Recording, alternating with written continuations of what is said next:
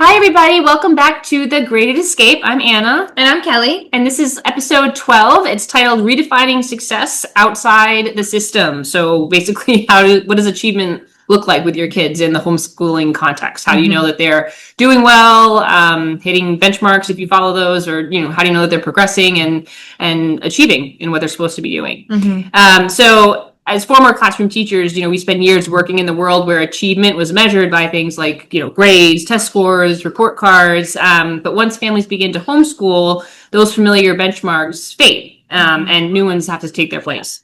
So in this episode, we're going to explore how success can be redefined when learning becomes personal, flexible, and rooted in real life, which is what we do with homeschooling. And what does achievement look like without those standardized tests or those class rankings? And how can parents recognize meaningful growth in their children along the way, especially if you're not someone that's doing official testing with them or if your curriculum doesn't have that worked into it, or if you just don't want to do it at all. So I guess the question to ask yourself is, what if success had nothing to do with grades or GPAs or class rank?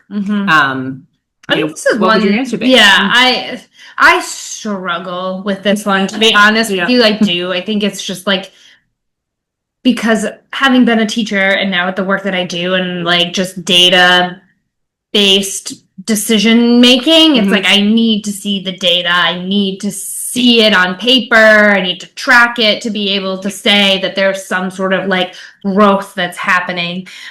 This is the one that I've had to do the most retraining for myself, to let go of and retrain. This has probably been the hardest. So I agree. No, for sure. And I think, there's definitely a time for all of that. And when I am in my work role, which again, none of this is covered by my certification, but when I'm in my work role, then that's fine, right? That is important. We need the data to be able to make decisions and all that kind of stuff. And tracking progress as a homeschooler also does make sense, but maybe thinking about other ways that we are sort of tracking progress and letting go of some of my own rigidity around well, do I have evidence for that? Because that, I think even saying that, it's little PTSD from being in the classroom and meeting with, your ELA department head or your math department head or whatever, or just in those big teacher meetings at the end of the year that nobody wants to sit in.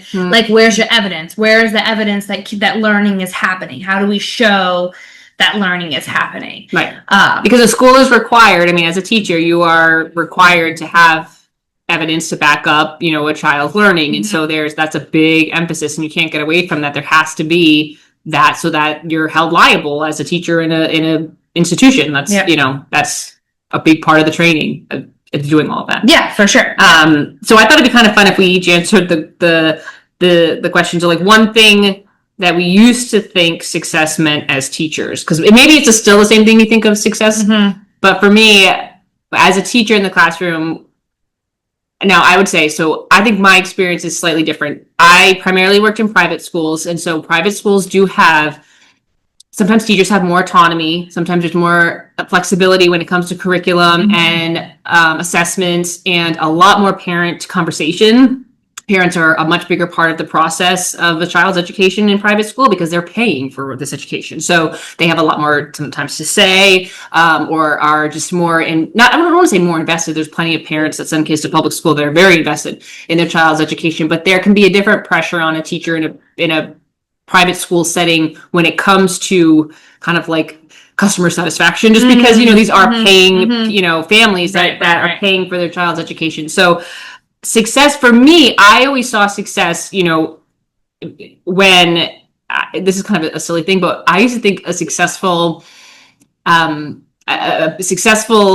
learning would take place when say I had taught something and then a child would go home and do more about it on their own. So for example, say I was doing a poetry unit and then I had a child who would come in and they had written some poems on their own, or they had brought in a poetry book they found at their grandma's house that weekend and they wanted to share some of the poems with me. Or it was they were really taking what I had started to teach and going further with it on their own without my it wasn't an assignment, it wasn't anything. Or I don't know, say we were doing an insect unit and they were doing a study of a certain insect and they were doing a report on it, and again they had they loved doing it. And so like that weekend they did another mini report on something else, and they brought it in because they wanted to show it to me because they loved collecting the facts or the way that we did it, or they felt like confident enough in reading something and pulling out information that they did it again at home on the weekend. And like those times when that would happen, I just remember feeling like that to me was successful learning. Like they had taken what I had taught them and just continued to go with it on their own without being told. However, as a teacher also, though, it was tricky because that success has to look a certain way as a teacher in order for you to keep your job. I mean, you have to be able to show. So I know for a lot of parents, success looks like, a high score on a test or, a good grade on an essay or, stuff like that. And so there was, the report card. So there was always a balance. And that's why as much as parent-teacher conferences could be a pain, it was an important part of what happened in the private school setting. Those often happened more often than in public school, because you could sometimes convey that, like, look, their grades are their grades because I'm, restricted in what I can do with those as far as and then, but I would always want parents to know that there might be more going on with their child. And some parents really appreciated that. Others, I don't know, they cared more about the grade which I do get. I mean, but so I think what I saw as success, obviously I wanted my students to do well and get good grades and all that stuff. But for me, that's when I was thinking about that.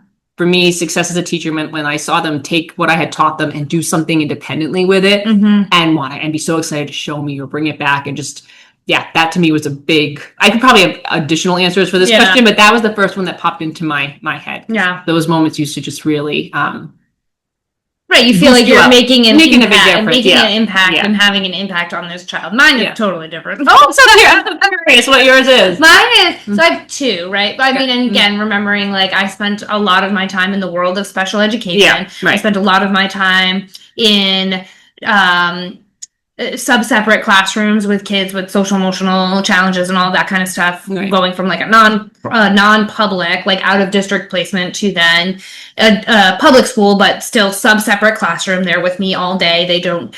So I would say one of my success that I would say, as a teacher, there was success if I could get a child that was in my sub-separate classroom and have them access the general education environment in some way, right? And sometimes that looked like they were fully out and fully included and they went from sub-separate to inclusion. That would be like top tier success. And then other times it would just be access, right? Like, okay, you are really strong in math, so I'm going to send you to math, because that was always the goal, right? The goal was for them to, be able to manage their behaviors, work on some strategies, feel supported, and then go spread their wings in the inclusion classroom. They no longer needed such a restrictive placement because they were better able to tolerate being in a classroom setting. So that was like one of the ones that came up. And then the first one that actually came up was all like data, was all like, did they meet, their IEP goals, or like not even like, did they meet their IEP goals? Was there some sort of progress? Because I used to see a lot of kids where like, this was probably completely illegal, where like they had the same IEP goals carry from one year to the next. They need to know this many Dolch sight words. They need to know this many. It's like, okay, well, guess what? They don't know any more than they did last IEP period, but now like we've got another goal. And it's always like by November, they will do this. By February, they'll do this. By, April, they'll do that. And it's like, it was just a piece of paper, right? Like it didn't. So when I got them and I looked at those IEP goals, really trying to get them to make some sort of progress within them, in some sort of improvement in some way, was a big success. Getting kids to actually like participate in the classroom setting, that was one too, and actually have a meaningful school experience, because my first year when I got a lot of these kids their previous grade placement, because I did 4-5, so the 2-3 classroom, it was just chaos. It was just sheer chaos. Like there was no learning happening. It was just managing behaviors, trying to keep kids safe. And so then they came in, and I remember there was I had one of the teacher assistants, my first week or two or something, I had planned out like a science experiment, and it was very basic. We were doing something with the stars, and we had like toilet paper holders or paper towels, and we poked dots in the form of like a constellation, and then they could like look. Yeah. And I remember at the end of the lesson, he was just like, did we seriously just do a science experiment? Like, this is wild. Yeah. Like, that Wow. we're actually like learning. And that was really powerful for me. Yeah. So, just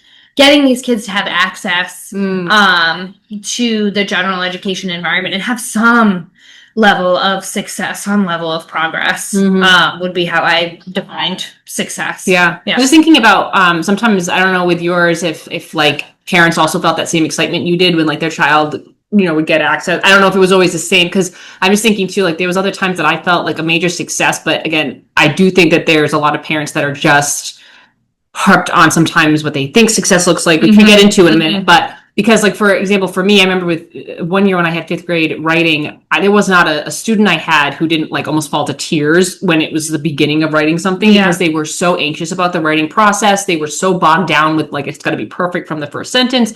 It took weeks, months actually, of working with them to get past that, and like the exercises we did and whatever. And so when we got to a point where it's like they might have written something, I'm not saying it was an A worthy, whatever, but the fact that like they started writing and it was not there wasn't tears, there wasn't like this anxiety provoking, like reaction. It was like an enjoyable beginning to a writing exercise. That was such a huge win and success. Although, and parents were like, yeah, but I wanted the A. I'm like, okay, but we need to celebrate the fact that now your daughter is starting to write without feeling. She can get an A, not writing. Right. And now she's not like freaking out because the writing process isn't so terrifying to her anymore. Like, so sometimes I think there was successes that I'd see as a teacher that didn't always match. I don't know if they always translated right to what a parent thought, which, I didn't have a whole lot of interaction with parents. Yeah. I mean, I did, but I did in some contexts with IEP meetings. Yeah.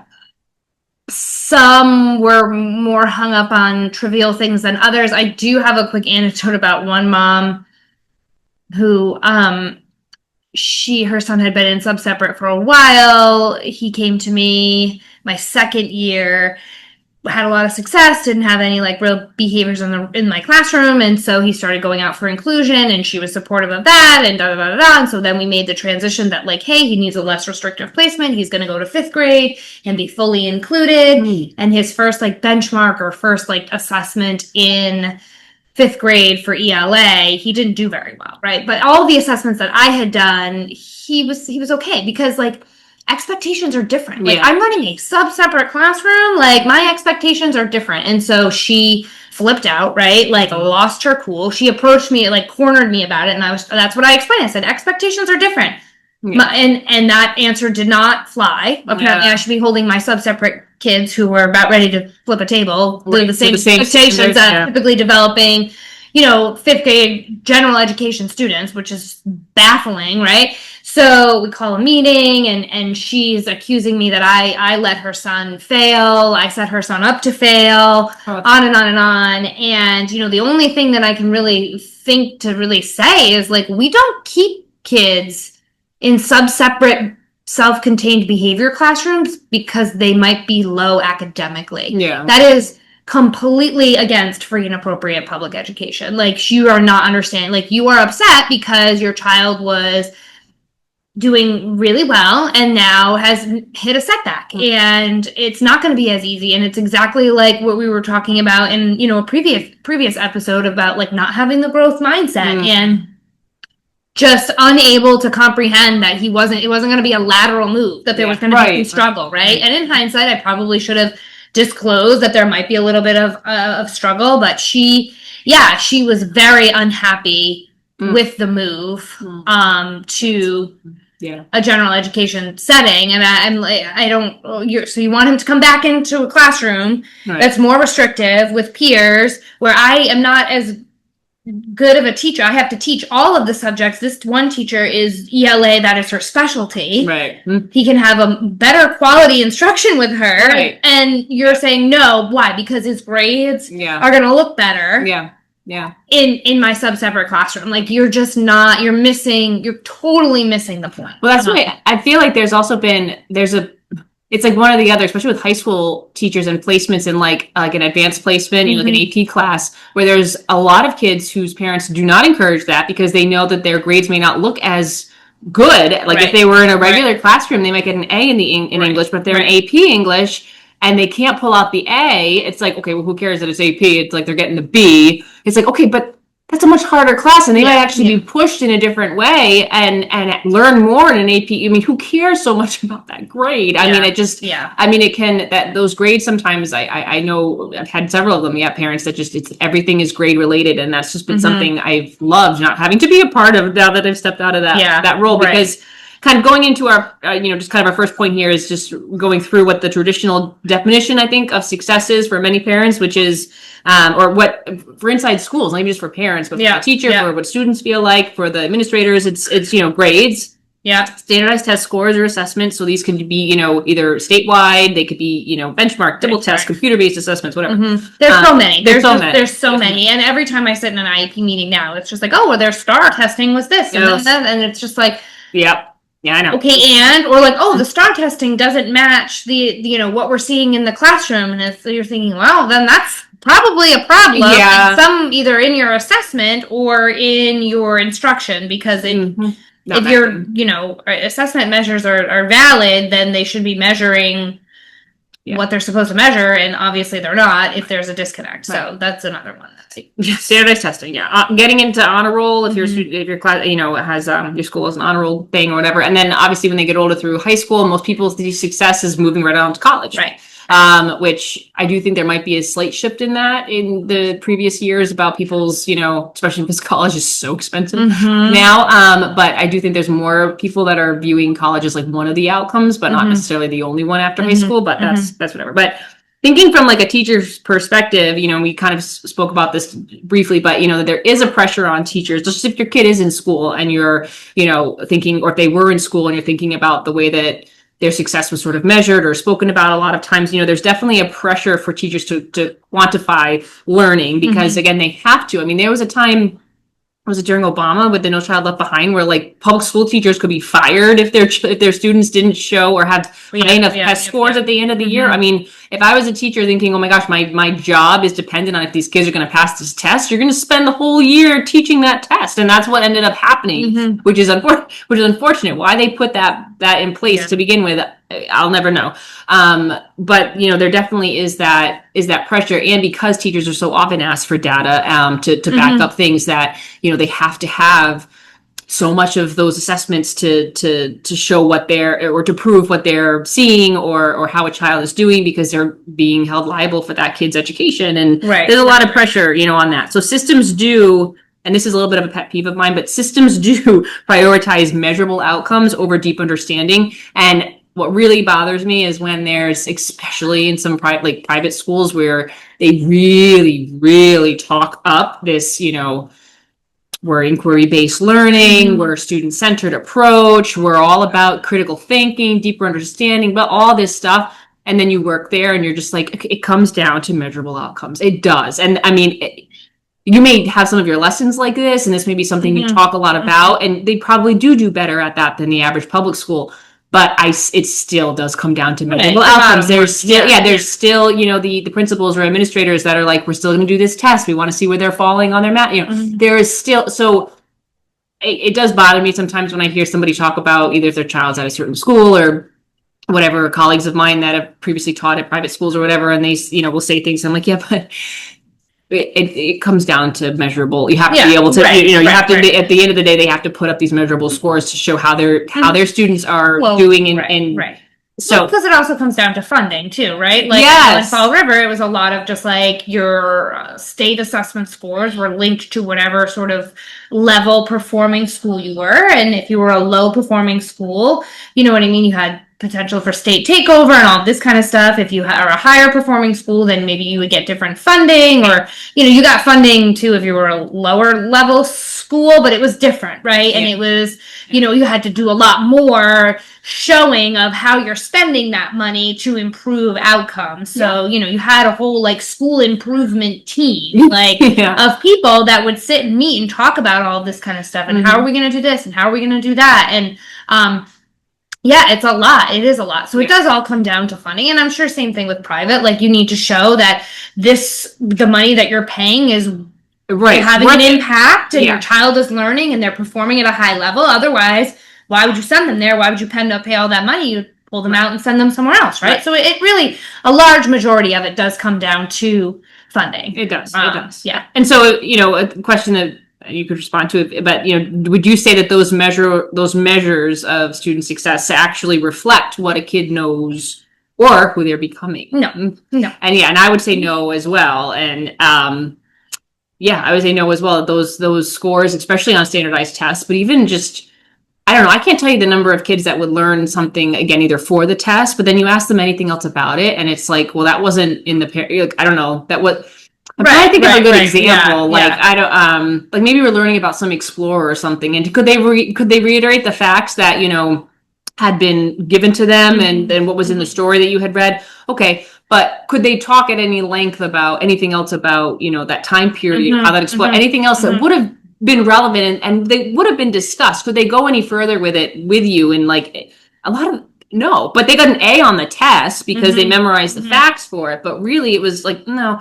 And then you might have kids who could do all of that, but aren't fabulous test takers. Yeah. And so you actually might find that the kid that got the C knows a whole lot more about this person, than the one that aced the test, because. And that would be very, and then forget about who they were becoming. I mean, I can probably count on my hand, and this is actually really sad to think about, that they did. I mean, I could have students that were off the charts, really academically strong, doing great, and they were not very nice individuals at that time, and were really struggling with, being kind to other students or showing empathy or sympathy or working together, and it was like, well, but they got the fabulous test, you know what I mean? Like, you should be glad my student's here because, they're such a strong academic student. And I can't care. I used to say that. I can't care more than their own parents about who their child's becoming. So that used to be one of the things I'd have to hang up. And for years, I would bring that home with me a lot. And then I got better about leaving that at work because I couldn't care more than the parents. Right. What's being modeled outside the classroom. Yeah, no, I mean, certainly there was nothing to reflect who they were becoming, right? You'd have really bright, kids in middle school. I remember there was a whole cohort of 8th graders, and they were split into very one, because they had to have all the special ed kids together in the same classroom just for service purposes. So you just kind of have like the lower class and the higher class. And the higher class gave that teacher, higher academic, more of a hard time than they were so disrespectful. They were so they were off task, but they all produced really fantastic work, right? Yeah. So it's like, what are we, at some point, it needs to be about more than just your score on an assessment. It needs to be more about, your DIBELS score and how fluent of a reader you are. You know what I mean? But unfortunately, there's no assessment for what kind of person are you becoming? And even some of the assessments that are designed, speaking from a special educator, some of the ones that are designed to figure out the rating scales about ADHD or autism, and it's you're asking this teacher to rate these on a 1 to 5, and it's what quality are you even? Dax. Okay. Even some of the rating scales or the assessments that are designed to measure ADHD or autism that are given to the teacher, they're not an accurate reflection of who that child is. You're a small snippet, and that's why they also ask how long have you known this child for? I mean, you're handing them out depending on when their IEP meeting or their IEP is done or due for a review. You're giving a teacher that barely knows this kid, they just got them in September, it's now October, and you're expecting them to fill out this rating scale about or the format will be pick 3 adjectives to describe this student who again you've known for a month, and you're okay, and they're I don't know, or it's really hard. The types of questions. I mean, I won't go down the rabbit hole with all of that stuff, but just the way that the questions are worded and the tone and just they're not great, right? So even things that are designed to sort of assess a child's developmental skills outside of those academic, they're not doing a very good job either, right?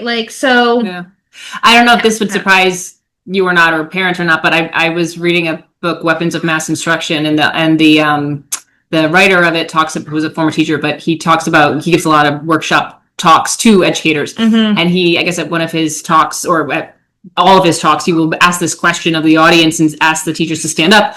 And he'll say, you know, if you would rather have a smaller class size, but you've got, you know, the students are a little bit more academically challenged, you know, they're not academically as advanced as the other ones. However, they are polite, you know, they have a decent sense of manners and we don't, oh no, sorry, it's a bigger class. It's a bigger class size. So you got like 25 kids, but they're lower academically, but they also have a general sense of manners, respect, you know, or would you rather have a half the class size? So you're talking maybe like 14, 13 kids, academically advanced, very, you know, bright on paper, no manners, you know, very disrespectful. Which would you rather have? And I guess 100% of the times, every teacher sits down because sitting down means that you want the bigger group. You want the bigger group that's more academically challenged, but they have better manners and they have more respect, you know, because it's easier to teach. You know, it's like, I don't think teachers always, great academics doesn't equal like wonderful human being. I mean, that's a piece of it. Right. And I guess, I don't know, I get it. Maybe some parents don't really care about your opinion as the teacher on who their child's becoming, although I would hope they would. You're with them so much of the day, of the week, of that year you have them. But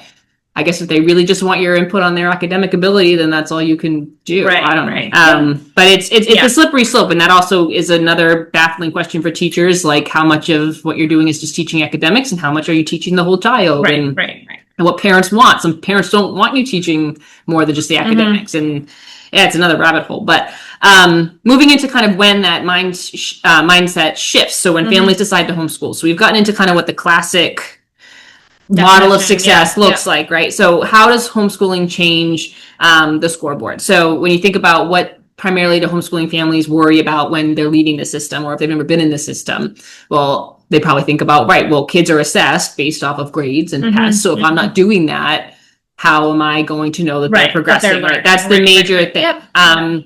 So this one, I don't know if you have stopped or not, but it says, how long did it take you to stop measuring school benchmarks, which I know you still like to do a little bit, which isn't a bad thing. Yeah. It's not a bad thing. From a time management standpoint, I haven't done it since I don't even know if it was the fall. Probably since we got our new dog. So it's been 6 months. If not before that, it's sort of, I like to do the dibbles with them. And then Pinwheels has an assessment that comes with it that I think I did at the beginning of Unit 4. Just to see and get some like baseline data around like how they're doing. But I also like that I like data, you know, I don't mind it. I actually think that there's, you know, a lot of places where, and again, not to go down the rabbit hole, but like there's a lot of places as a society where like we need to be better about looking at the data and what does it tell us and collecting data, because that's just the field that I'm in. But so I don't mind it. I think I've done a better job with like not looking so much at the standards. I still will take a peek at them, but it really is more so like just time. And just reassuring myself that, you know, they are learning, right? They are progressing. And I can see that in the day-to-day stuff that we do. So, well, and that's the biggest thing I'd say. So if you're a parent and you're, you know, homeschooling and you're thinking, gosh, how am I going to measure their progress? So like one, look at the curriculum you've bought for them, because there might actually be built-in assessments that if you're someone that wants to use assessments, or the curriculum's aligned with benchmarks, like state benchmarks or Common Core benchmarks, whatever. So then you can keep an eye on them that way. But if they're progressing through the curriculum you're buying pretty efficiently, I mean, that's, you know, progress. I have a friend who's always telling me that her mother-in-law is constantly asking her, like, oh, you test your, you know, son on spelling, you just get math test. And I always tell her, I'm like, would you respond that, like, you don't have to give tests the same way that you would in the classroom, because the reason for tests in the classroom, one of the main reasons, is because a teacher can't assess individually one-on-one kids without having given, you know, it's the same reason we talked about with writing, like they go on a field trip and then they all have to write a paragraph talking about their experience. Well, you're not going to make your homeschool kid do that, because you can sit and have a conversation with them about it. Like and they need the data for that. They want to see the writing sample, but they also can't sit and ask 25 kids to have a conversation with them about the field trip. So a meaningful conversation, right? So it's like, it's a similar thing. So like for me, do I give my kids spelling tests? No. Because I'm working on a daily basis with the writing. I'm seeing how he's writing the words. I'm seeing whether or not the rule's sticking. So I don't need to give him a weekly spelling test on Friday. That's not something I need to do. If you choose to do that as a homeschooler, you can. But I think sometimes there's a misnomer is like why testing has to be given in the school, you know, when it comes to like skill-based testing, not big standardized testings, but it's done for two reasons: data collection, you know, and evidence to show, and two, because a teacher literally can't know if everybody's getting it unless they give some kind of an assessment, because there's too many kids in one teacher. So and I mean, right, and it sort of goes back to the previous episode that we did about like feedback, right? Just thinking about like the purpose of the assessment, like would you be giving it, right? And again, for me, I do it to see like, okay, what are the areas that we need to focus on? What are the areas of growth? Or like, what do we already know how to do? Like, what are we already good at? We don't have to do that. Like I'll do that with, and I kind of do it anecdotally anyway with Matthew C, as far as like, if I look at a chapter and I'm like, this is on shapes. We don't need to do this. Like, I don't need an assessment to tell me. I don't need to give my kids an assessment to say, like, do they? We're testing out this chapter because they know it. Right? Yeah. So there's that piece. But then also, if I am going to do an assessment, I'm going to use it for instructional purposes. I'm not just giving it just to give it. Like, that should be if you're giving an assessment or you're testing, that should be your rationale to see what are the areas that they need to work on. And I would say as a homeschooler, we're probably better at, I know they have this. I don't know if they have that. And it doesn't have to be like a formal, that's the other thing. Like, it doesn't need to be a formal assessment. It could just be like a quick, like, conversation, or just like quick, like if you're thinking about subtraction and you're like, I don't know, they've got addition. Do they have subtraction? I'm not sure. Let's see. Write a few subtraction problems down. And see, are they able to do it? Do they have a strategy? And then if they do, great, move on. Like, that's the one of the weaknesses of public education is like, unfortunately, you sometimes get kids that they don't need the lesson. They don't need that lesson. They don't need that level of instruction. Their assessment says that they are past that, but they still have to sit through it because 75% of the other kids do need it, right? So anyway, but that's, I think, just if you are going to use some sort of test or assessment, not just doing it just to check a box to say, like, I tested them, they got this many right. Use it to get information about something. And that's good. I mean, so there's formal assessments, and then that's like what you're describing is more of like informal assessments, which sometimes, you know, I could in private school, sometimes those were factored in if it was a teacher's informal assessment, like, so it's not as rigid or it's not weight as heavy as a formal assessment, but sometimes you could bring that up like, well, I've informally assessed, you know, we've sat and talked about the chapter and whatever, but it's not a formal assessment. I feel like I do that type of, that informal assessment. It's not a sit down or putting the timer on and we're taking a test, but it is, you know, gauging, we're done with a chapter, have we, you know, retained it, trying some problems out, or you can do it in fun ways. It doesn't have to be on a piece of paper and a pencil, but you know, but tracking that way. And, you know, I know some parents are really good about letting go of things like grade levels and being very good about just, you know, their pacing differences. I'm not there yet with letting go. I mean, to me, it's really tough to not have some grade level in mind, although I kind of deviate between two. I kind of call Leo like first, second. I call Owen like pre-KK, because I feel like they're both, and my husband always joke and be like, why does it matter? And I'm like, well, you're right, we homeschool. Why does it matter? Because even like when they come to the high school age, or if, you know, SATs are still a thing, and when they get to high school age, you know, it's based off of your birthday. It's not what grade necessarily. So I'm like, you're right, it really doesn't. But I guess I don't know if that will ever go away completely, but I do know that there's homeschooling families that have really let that go. And the pacing, as long as their child's progressing through curriculum at a, you know, decent pace, and retaining things, you know, the need for these like big assessments, because kids in public school or private school are doing them, does not track to why you would need to do them whatsoever. So I have a hard time letting go of the grade thing too. I also feel like it's easier to just slap a grade on it, because they're gonna get asked. Like at the market or wherever we're at, like, oh, what grade are you in? I know, it's true. And they're like, oh, second. And they're like, oh, do you like your teacher? Oh, well, we homeschool. And then it's, oh, you homeschool, blah, blah, blah, blah. So, it's, or like, oh, you missing school for this? Or like, oh, no school today? And that's always, you know, we homeschool. And, you know, the kids don't miss a beat. Oh, we homeschool. And then that's kind of it. But, I have a hard time letting go of the the grade levels. Yeah. And I know we were going to try to answer a moment when a homeschool, like, we've realized like our children have been thriving despite not fitting the traditional metrics, which I still think we should answer, but I thought it might make more sense to kind of talk about what we see achievement to look like in the homeschooling arena first, just to kind of give you some context. And I think that that's an important thing, that when you decide to homeschool, what is it that you mean by success or achievement? Because what like might be a huge achievement for Leo is probably not necessarily an achievement for Owen, because when you're thinking about, you know, them as a whole being, you know, like they're going to hit different things, whether it's social, emotional, or academic, or whatever, that not all the kids are going to celebrate in the same way. Right. So, you know, I know some of the ones that we had listed down here, I know were important for us, but one of the main reasons I would say I wasn't thinking about grades or them, you know, progressing through the benchmarks at all when I decided to pull them and do homeschooling. But I was thinking about that drive and that pursuit of curiosity and love of learning, which I think a lot of parents would say they want their kids to have a love of learning.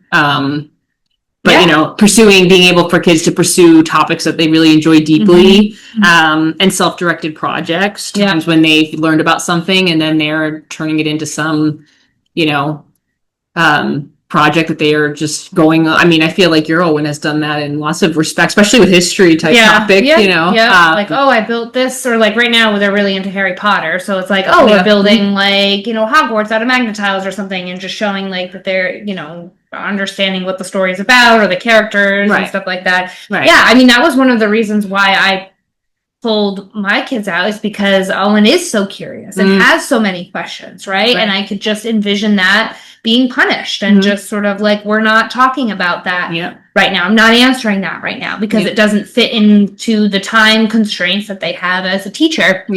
I mean, it only takes really like a couple of bad experiences or a couple of moments like that where then kids just stop. They stop asking questions, right? They don't know. We've talked about this many times. They don't know when it's okay to talk. They don't know when it's okay to ask questions, right? They have no idea. So they just stop. And I didn't want that for him at all, because there's no reason for it. You want to ask me a question about World War II? I don't know, but like, let's go find out. Or like, it's, that is, I think, the top tier, you know what I mean? I want my kids to love to learn. That's one of our affirmations when we do them at bedtime. I love learning, and like the last few times we've done it, it's like, I really do love learning, and I'm just like, you're actually good. That's what we want, right? Like, I know, and for being able to have the time to pursue topics deeply, because your school day is the lessons that you're doing at home are so much shorter compared to the app, you know, and so they have so much more time to pursue a topic that maybe it's not what you're doing in science, but it's science related topic, and they've got all afternoon to do it or something. You know, you can do that.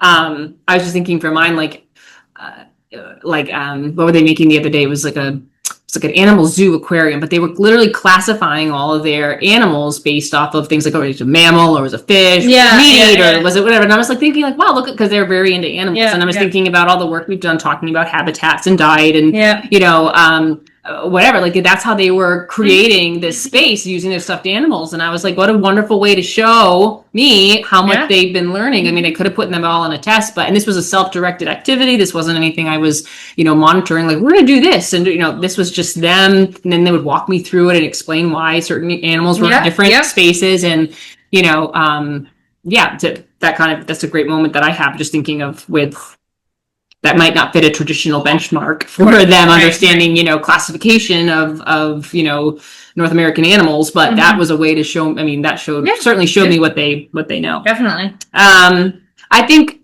homeschoolers also have a desire to, you know, have their children to have a more sense of real world competence, managing schedules, cooking, budgeting, building, creating, like just have some more real hands-on type problem solving, which flexibility we've talked about, be able to pivot.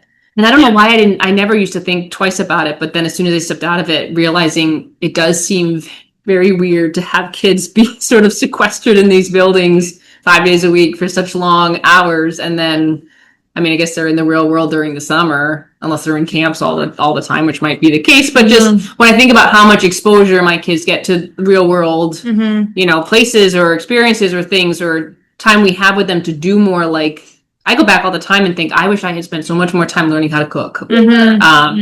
You know, certain tasks that were just nowhere near, like, I don't know, like, right, I got my degree in women's studies before I got my master's in teaching. And it's like, I spent a lot of time and money on certain classes, and it didn't help me in some respects that I wish I had a chance to do more of now. I don't know. I think there's a big desire for homeschooling families to be more in control of what their kids are learning, and possibly have more of an emphasis on practical skills. Yeah. At least for me, anyway. I mean, yeah, like they'll help with the laundry, which is, you know, nice. Or they're like folding it, or then they're curious about this. Grace, I don't know why she likes doing it, but whatever. She likes to clean the toilets. Like, I would toilet keep brush, that going as much as possible. And just having that sense of just shared responsibility. And, Yeah.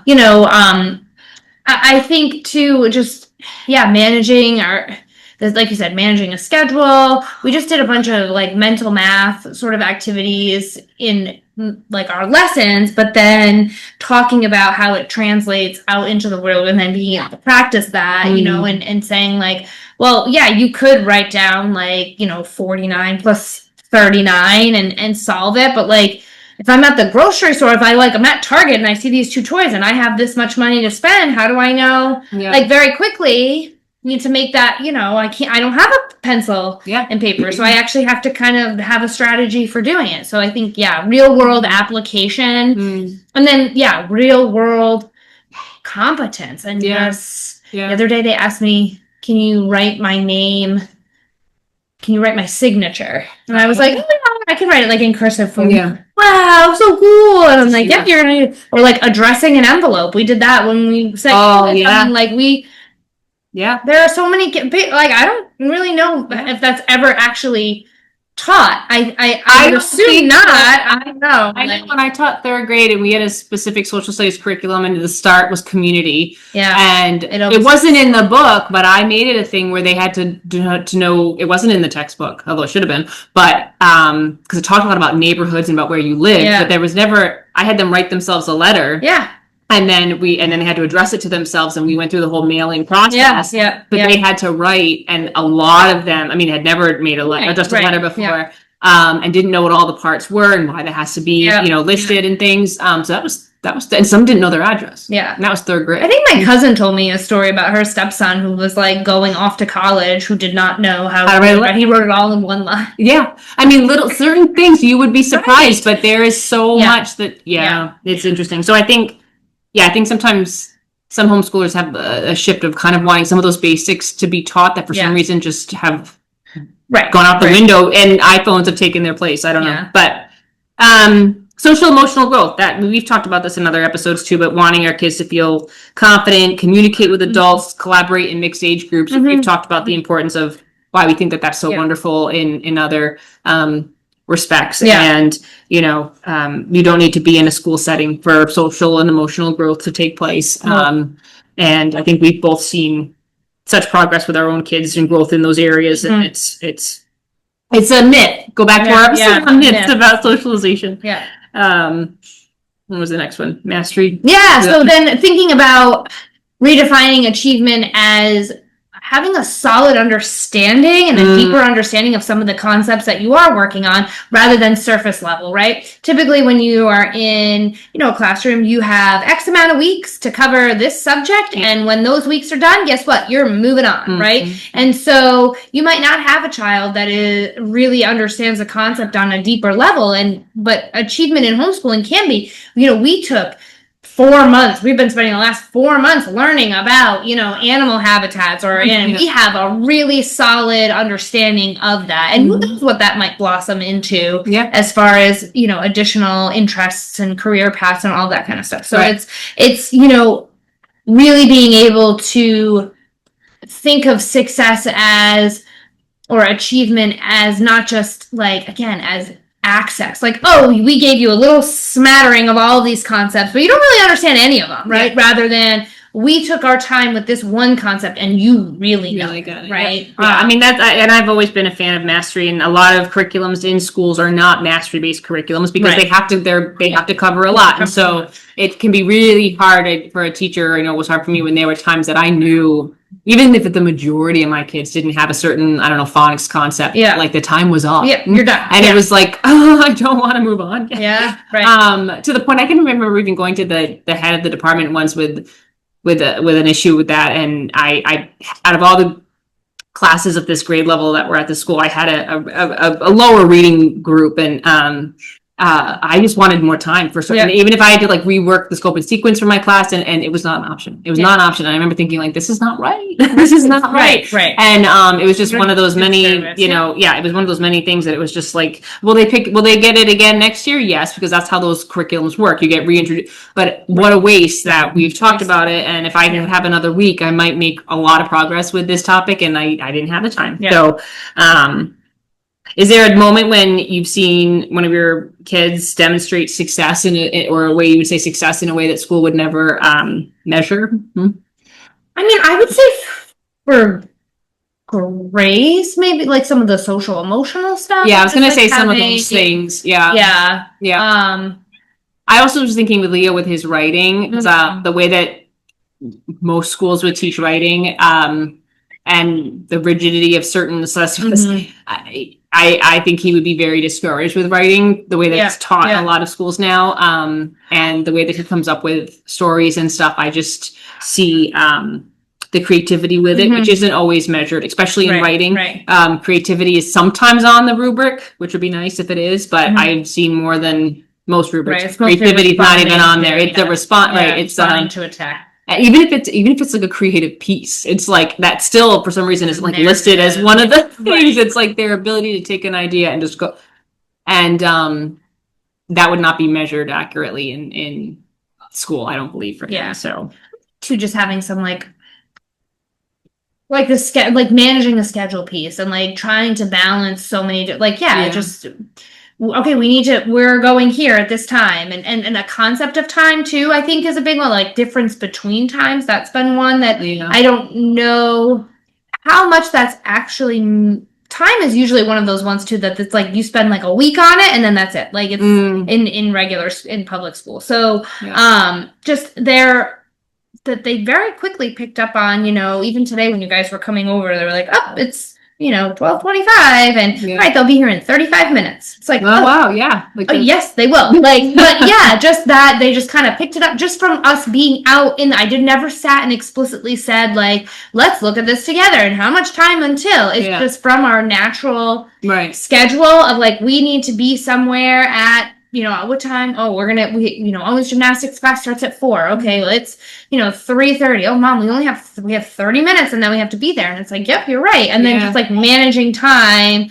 It's a huge skill because so many kids really cannot manage any of their time. I was thinking my kids knowing what they need. And sometimes we have times like that where I'm really proud of watching one of them figure out like, I need this in this moment. They figured that out for themselves. So like that deeper learning and understanding of who they are as a little growing individual. I feel, I'm always kind of blown away in those moments because I don't know how often kids are given that opportunity, when they're in such a scheduled atmosphere, to find out what they really need to help them in a certain situation. And I've seen with my guys sometimes a lot of growth, like this really helps me in X, Y, and Z, but they figured that out on their own from, trying things out. Yeah, for sure. So if you're measuring growth without grades, which we've, kind of established, you don't really need grades, but there are lots of tools that families can use. You like to look sometimes at benchmarks, or we talk about assessments that are in the curriculum that you buy, if you do want to give any kind of testing. But there is other types of formats that you can do with your kids, and you could look up any of these and get kind of a narrative on what each one is. But there's portfolio learning, which is where you're kind of keeping samples of your children's work. And depending on what state you're in, you actually might be required to share the portfolio with your district at the end of the school year as kind of proof of your child's homeschooling year. I tend to keep a lot of my kids' work anyway, just because I'm like sentimental and I can't throw out anything when it comes to that. So I have like massive stacks of works and projects and things. I really should go through it and just take like pieces of it, because you don't need to have like 10 things on a certain topic, but But portfolio learning, and some kids in schools, I mean, some schools have adapted a portfolio style as well, where they sort of try to track work. So that can be one of the ways that you might want to just sort of keep a record of by keeping some of their work.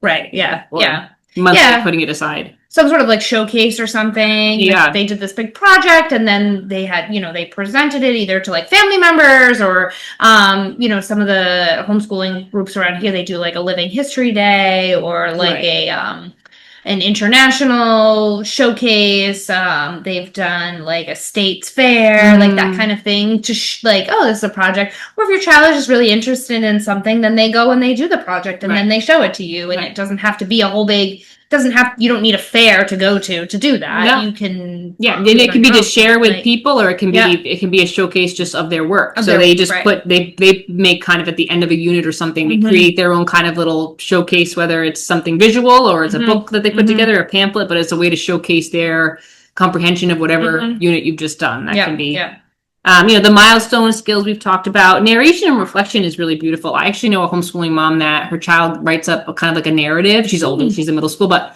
at the end of a unit, things that she enjoyed about it, some of her top learning takeaways from it. And that goes along with like math. She's past the point of like reading instruction and, so that, but when it comes to like a math topic, a science topic, social, whatever. And so she's got these beautiful narratives that they're simple, they're fairly quickly written, and it's not being graded or like it's not being perfect, but it's a quick kind of reflection on a unit she's done. And it's been a really nice thing for her to kind of file away as far as what her daughter has gotten out of each thing. I really like that. It might be something I do when my kids are older. Yeah.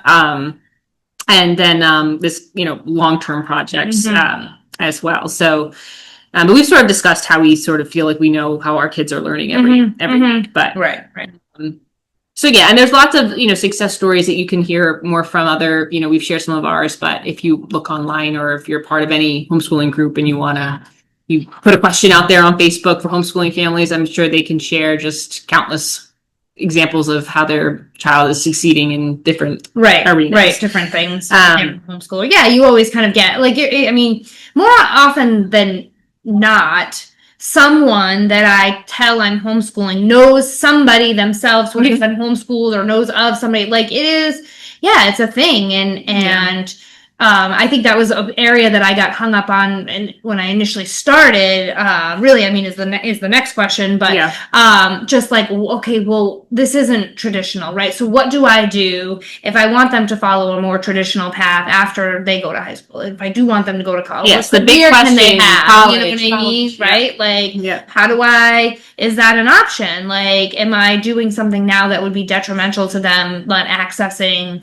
the collegiate career if that's what they wanted to do. So it's nice to hear about some of those other ways that homeschoolers have really like found success in so many different ways, and they really attribute a lot of that success to the fact that they were homeschooled. Ones that you've known that didn't go to college, but they started a business when they were like 17 years old or 16 years old, and it like legit turned into a real business. Or if you look back through history, there's an unbelievable amount of success stories. The famous people, scientists, engineers, people that never writers that never finished like middle school, and yet are some of the I could list a million, but it's learned too more about like homeschoolers that really like love the job that they're in because of the fact that they were allowed to explore. Like, I'm just thinking of, somebody who was like an oceanographer or something, and they like had a passion for the ocean, and they were homeschooled, and that was really just their jam for so long. And now they have this career that they absolutely love because they were allowed to go so deeply into it. So that would be something. If anybody has any comment, I'd love to hear more about. I agree. And that's deep, deep expertise or a niche and an interest, and develops into a career path, like an actual path, or it lets them know when they do go to college eventually, they have a focus, which is one of the biggest problems of high school kids that are, being dropped off at colleges in September, that, they have no idea what they're doing, and they're spending a mass amount of money, and before you know it, the 4 years are over, and they still have no idea what they want to do, but they have a degree in psychology. And have a huge debt, and still are could be a degree to anything, and they still don't know what the heck they're going to do. So it but early college or apprenticeships, I've heard of a lot of homeschooling families whose kids have either gone like early acceptance to college because they finished the work, like their high school work, or like before apprenticeships, working with, like an electrician, or I like that kind of stuff. It's like it's so amazing. And there's often time for more creative achievements in like writing or art or projects, because they have more time in their day to do these types of things, and so they can compete sometimes in competitions like a statewide art competition or something, like they have more time to invest in some of those things because of what their schedule looks like. But yeah, that big question about college, if you are thinking that is your gung-ho on, you want your kid to go to college as soon as they're done with high school, the high school work or whatever, we haven't experienced that yet, and I know we'd love to have somebody on who has gone through that process. But what we do know is that college is absolutely accessible to homeschooled kids, and that there's lots of different ways to, there is transcripts that can be made. You have to look at your district, how they want you to do that, but there's portfolio admissions. Sometimes there's dual enrollment where you're still finishing up like a high school class, but you're also doing some prerequisite work. There's a lot of options that are out there, but by no means does homeschooling mean like getting into college is harder. That's not what I've found to be the case at all. And again, we haven't actually gone through it, but if you look it up, that's not what you get. That's not the information you get. A lot of the homeschool, moms that I've met that say like, oh, I homeschooled all 3 of my kids and now they're in college, this one's in college and that one, and like they, are doing great. And it's like, oh, okay. So that's reassuring that, and I don't know. I have no idea. Like, I don't know if college will be a thing. I certainly don't want to rush it, because I do think that, it is a little ludicrous that we're asking 18-year-old kids to make these big decisions about what it is that they're supposed to do for the rest of their life. You know what I mean? Like, I don't know that I would have become, I don't know if we've talked about this at all, but like, I don't know if I would have become a teacher if I hadn't been saying since 2nd grade, like, I'm going to be a teacher, because it was like, those were the options, right? Teacher, firefighter, police officer, doctor. Like, I didn't have access to the knowledge that there were so many other careers. And I think that's another benefit that I really enjoy about homeschooling, is that, we can see all these other people out in the community during the day and being like, that's an option. And I would never ask my kids, what do you want to be when you grow up? Like, I think that's silly to ask an 8-year-old, an almost 8-year-old, or any aged child what they're going to be when they grow up. Like, I don't know, what am I going to be when I grow up? Like, I'm still figuring it out. So like, I don't know if I would have picked teacher. And I think having some time to really sit with the different options and take advantage of those apprenticeships when you are 18, 19 years old and like, you're interested in, being a physical therapist. All right, great. Let's go see if you can shadow and just do a day of, unpaid, and see what all of the things are. Does you enjoy it? No, you don't like it at all. You don't want to deal with like people who are refusing to do their home exercises. And happy for you. No, that's not an option. And now you can go without spending, hundreds of thousands of dollars to then end up in a career that you hate and have to pivot and all of that. But you have to keep working at it because you've got college loans to pay. Right, and you've got all this debt, and so I think the allure of college, and that's, I mean, not to again go on this big like diatribe, but like, is the allure of college that, I'm going to learn and get to know more about this career that I'm really passionate about? Or is it, oh my God, I finally like don't have to live under my parents' roof and I have access to peers and freedom. And it's like, I think as homeschoolers, we have a little bit more of a unique opportunity to start fading or integrating some of that independence at an earlier age, because we are with them so much. Right. And just, I've seen a lot of that happen even, in our own day-to-day activities, like, oh, can I like go walk to the bathroom, or I'm going to go to the bathroom. It's like, all right, a little nervous because, we're out in the community, but like, all right, you can go, and just seeing him grow. So I think as homeschoolers, because we are with our kids so much and they're not tied to this, like, you need to be here 6 hours a day in this confined area, we can relinquish a little bit of that control earlier, so they get a taste of independence earlier. There's not such like this need for, can't wait to get out of here. I can't wait to get out of here. And I mean, maybe they will be. I don't know. They might be like, which is fine, but like, just Yeah. giving a little bit of independence and really thinking about what is the purpose of college? Like, are you going to further your understanding to go and work in this field that you're passionate about and that you enjoy? Right. Or are you going for the social? Right. Or going just for the fact that you don't think you can get a job without it, which I think is a big, that's the response that I've got from a lot of college when I was delivering this lectures that I was doing at some colleges in the state that we live in, you know, talking about kids who were starting either on the education path or they were just starting out in, you know, they were freshmen or whatever. And an overwhelming amount of them, when I asked that question about what brought you here, why are you taking this class? You know, like, well, I have to, it's a prerequisite, or, well, I came to college because that's what you do, or, well, I want to get a good job. There was not one answer, which is kind of disheartening, that was about, like, I want to learn more, I want to investigate, I don't know, I want to, it was there, none of that, which I think initially college there might have been a time frame when that was more, I think in theory, that's nice, the idea of you go to college, you learn, you explore, you find out who you are.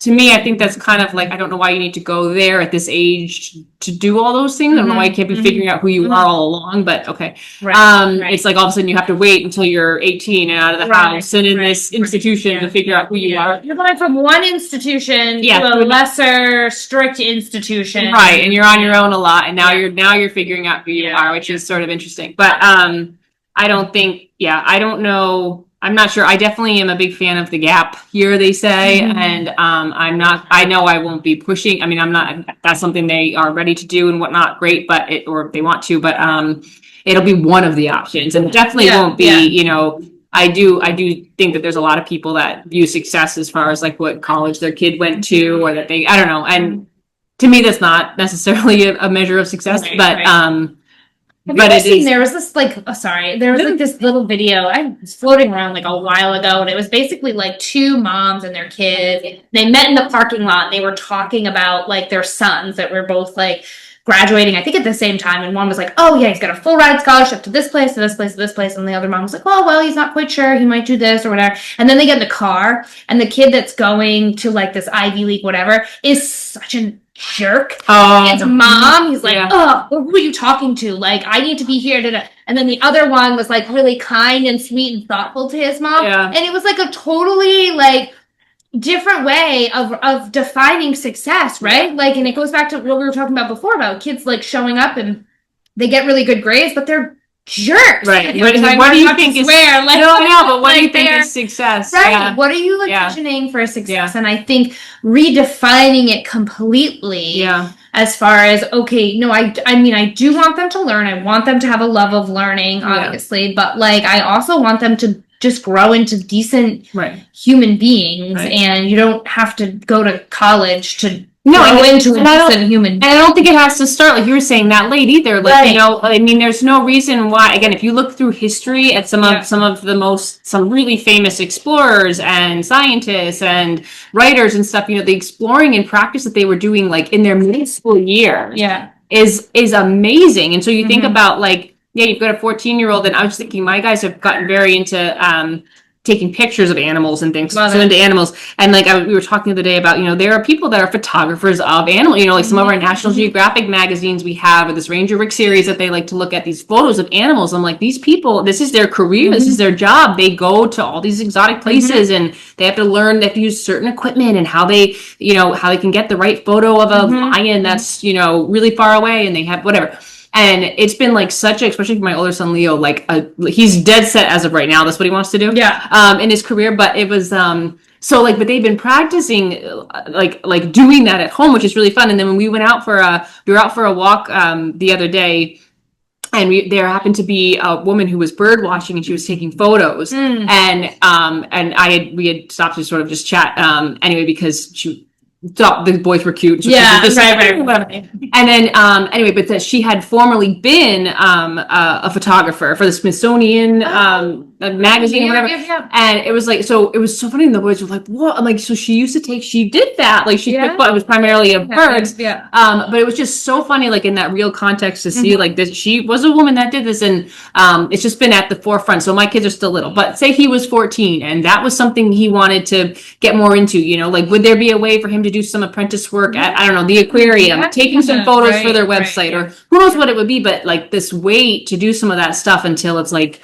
you're this age, Right. you go to this institution, and a lot of that first year or 2 years, you're not even doing what you want. Same thing. It's Yeah, prerequisite. prereqs, You have, it's like, what? So you're really waiting a long time. And in the meantime, you're right, spending tons of money, and who knows what other mistakes you're making in the way. And it's like, I don't know. It's just college. We could just do an episode on college. What our thoughts are. We'll table that for now. We'll do that for now. Yeah. But so thinking about, the advice for parents to try to help you reframe what success might look like for you if you're struggling with that is, one, we would say focus on the growth and not comparison. Your child's progress is what matters a heck of a lot more than any grade that you slap on any paper. Yeah. So look at that growth and that progress. And if they're making that in, measurable increments or whatnot, that's what you're paying attention to versus just a staple grade at the end of it. Yeah. And then we would say, we just alluded to this a little while ago, like value, like the depth of understanding over the speed or rate of learning, right? Yeah. So really delving deeper into some of these topics or concepts, as opposed to we just got to get through this because we need to move on to the next thing because we need to make sure that we're meeting all of these benchmarks that are attributed to being in third grade or whatever. Right. Like we covered all the countries in Europe in a month. Like, did you really? Yeah, right. Like I would rather spend a month on like one country and actually learn about it than, whatever, but that kind of an idea. And then, I think a lot of people would say this, but again, I don't know how that would translate if you're sending your kid off to school, but defining success as preparation for life. So that curiosity, resilience, independence matters more than test scores. So thinking about the child, like who the child's becoming. And again, I think that's something a lot of parents say, but then in practice, it's like, but you're caring more about the grade. I don't know. That used to baffle me the last few years. Once I had kids and I was relating to parents in a different way, that used to throw me when they would like say these things about what they hope for their child, but yet really all they wanted me to, or all they were really seeming to care about in the moment. Like they would say one thing, but their actions and their emails would say something else. And it was like, okay. So, of course we want them to be nice. Right. Like they just want like all of the things. Right. And I mean, nobody can be perfect all the time. Right. So like, again, given, is my child resilient and, curious and likes to learn and maybe struggles? Right. Can they bounce back from, disappointments and, things like that? Like that to me. So you have to really, I think it'd be really important, you can probably get lost in what you think success means. So maybe as a first step, or definitely something to think about when you start homeschooling, or if you haven't thought about it at this point and you've been struggling with like ways to assess your child and how well you're doing and how well they're doing and whatnot, come up with a better definition of how what success looks like in your home, and that can be for your child and for you. Well, because I would say before you can measure it, you have to define what you're measuring. You know what I mean? So you need to figure out what it is. Yeah, what does success mean to you? And I think it's something that I can also probably sit with for a little bit and really start to think about. And I would say that maybe one of the reasons why parents, do get hyper focused on grades in the school setting is because it's easier, right? It's easier to just sort of like, to ask the teacher, well, they're not making progress, and you need to do this differently and they need to be learning, as opposed to like the character building stuff really is at right. That's and harder. It's harder. Like I will tell you, it is way easier to teach my kids math than it is to teach my child how to deal with disappointment. Like we are struggling with that right now. Yeah. And so it's way easier to focus on that. And maybe that's why some of this character stuff gets lost because there isn't like a set necessarily. I mean, there's parenting books and all that kind of stuff, but they all tell you something a little bit different. And so, trying to figure out how do I grow this person into a good human being? Yeah. As opposed to like, how do I teach them math? No, it's a great. They're good at math, and like it's easy to measure. Again, like I know we're wrapping up, but like it's easy to measure. Like they got all of their math facts right. Good, they know math. Yeah. As opposed to like, how do I measure if my child is like a good person, I guess, it's a great point. I think it's a lot easier and to focus on the academics and there was a point that you made just then that was really good. I was trying to and the lack of not only is it harder to teach those life type skills, but it's also a parent who does send their child to school has I mean, think of how much time we have with our kids, and we struggle to teach some of these things, let alone a parent who's only seeing their child on the weekends and maybe 2 hours of actual quality time every night because they've been in school and have an extra, curricular activity. So homework. So they're probably really pressed for time to try to do any of these other types of, growth building as a person. It's hard. It's hard all around, but hopefully you have, the idea of success is not just this one facet, it really can be personalized to you and your family and what it means to you and for your kids, and then define that and then kind of move on from there. It's okay if it feels like uncertain at first, right? It's okay if you're like, oh, I don't know if they're having success or not. And it could just be right that you haven't totally defined what that looks like for you. And so you don't know how to measure it. So you don't know if there is progress. Right. But I think once you have a firmer grasp on like what it is, how you want to talk about your kids being successful or not, and maybe challenging some of those like misconceptions about what it is, what it actually is, then you're better able to recognize it. No, actually we are learning and they are having some success. Right. Academically or not. So yeah. So it can look differently, and you might feel uncertain at times. We certainly do. But, it might look more like curiosity that keeps growing, or confidence in solving real problems, or the ability to pursue a passion deeply and independently. That might be a huge sign of success for you. But every homeschooling journey is going to look a little bit differently, where they've been working on independent reading because they're not a competent reader and they finished a novel on their own. I don't know. I mean, it could be all sorts of different. Yeah. Super individual. It Whatever is success for you and for one of your child. It doesn't even have to be for both of your kids within the same family. It can be very different. Very different. Right? Very different. And your goal is not to recreate, this school dynamic at home. It's to nurture the learners you have who are capable and thoughtful and ready, to be ready for life. That's really what we are wanting, I think. I mean, I would imagine most parents. I think so. Can't just be us. Can't just be us.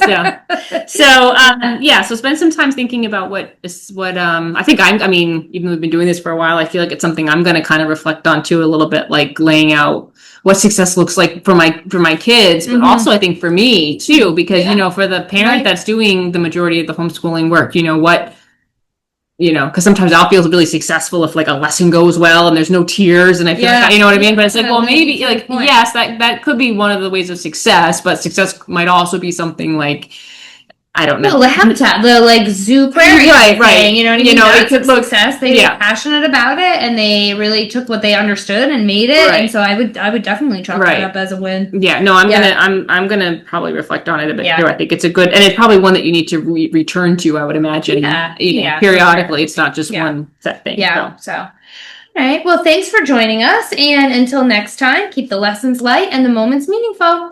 Thanks for escaping with us.